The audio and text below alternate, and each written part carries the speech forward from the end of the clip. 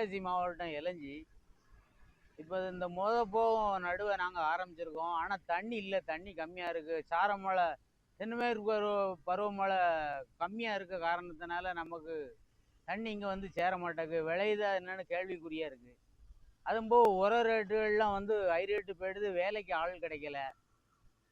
விவசாய கடன்லாம் தள்ளுபடி பண்ண போகிறாங்கன்னு சொல்லி தான் எதிர்பார்த்து தான் விவசாயிகள் கடனை வாங்கினாங்க. இல்லைன்னா வாங்கியிருக்க மாட்டாங்க பாதி பேர். அந்த கடனை தள்ளுபடி பண்ணலை, வட்டிக்கு மேலே வட்டி அங்கே போட்டுக்கிட்டு இருக்காங்க.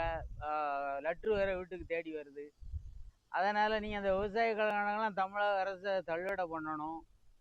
அதை வந்து இன்னும் இந்த உரங்களையும் மானியமாக எங்களுக்கு அறிவித்து ரேட்டை கம்மி பண்ணி கொடுத்தா தான் எங்களுக்கு கட்டுப்படி ஆகும். இல்லை விவசாயத்துக்கே யாரும் வரமாட்டாங்க. இப்போவே இல்லை ஆள். ஒரு 52 வயசுக்கு மேலே உள்ள ஆளுங்க தான் பண்ணிக்கிட்டு இருக்காங்க. அதை வேறு யாரும் வரதுக்கு ரெடி இல்லை. அதனால் நெல் விலையும் கொள்முதல் நிலையத்தை எங்கள் ஊருக்கு திறந்து தரணும். எங்கள் ஊருக்கு கொள்முதல் நிலையம் கிடையாது.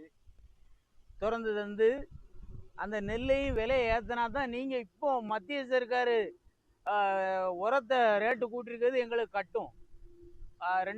போன வருடங்களில் 1600 இருந்த காம்ப்ளெக்ஸு பொட்டாஸ் எல்லாம் இப்போ வந்து 2000 சொச்சம் ஆகிடுது, 3000 சொச்சம் ஆகிடுது. டிஏபி அந்த உரங்கள்லாம் யூரியா தட்டுப்பாடு கிடைக்க மாட்டாங்க. பூச்சிக்கொல்லி மருந்து பூரா விலையை ஏற்றிட்டாங்க. ஆள் தட்டுப்பாடு, டீசல் விலையை ஏற்றோம், அது கிடைக்கல எங்களுக்கு. டீசல் ஊற்றி அடிக்க போகும்போது பக்கத்து விவசாயிகிட்ட அதை அடிச்சுட்டு கேட்க போகும்போது இவ்வளோ ரேட்டான்னு சொல்லாங்க. அது அவங்களுக்கும் கட்டாது, இந்த வண்டி ஓட்டுறவங்களுக்கும் கட்டாது. அதனால் இப்படி தலைகளை விவசாயம் போய்கிட்டு இருக்கு. அது செய்யணும்னா நீங்கள் தான் அதை ரெடி பண்ணி செஞ்சுக்கிட்டு இருக்கணும். இது முந்தைய ஆட்சியாளர்கள் கூட ஓரளவுக்கு பரவாயில்ல. இவர் அதை செய்த இதை செய்யணும்னு முழுமையாக தள்ளுவிடன்னு எல்லாம் தேர்தலுக்கே எல்லாம் சொன்னார் விஜய். ஆனால் செய்யலை.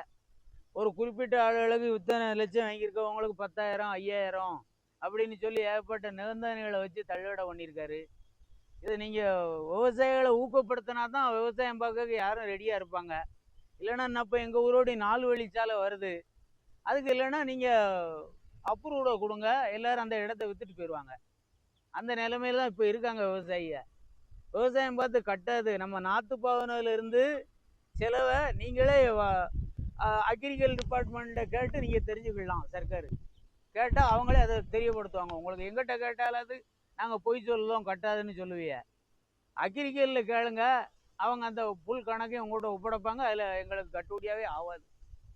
எல்லாமே ஹை ரேட்டு, சம்பளம் கூடுதல், ஆளும் இல்லை.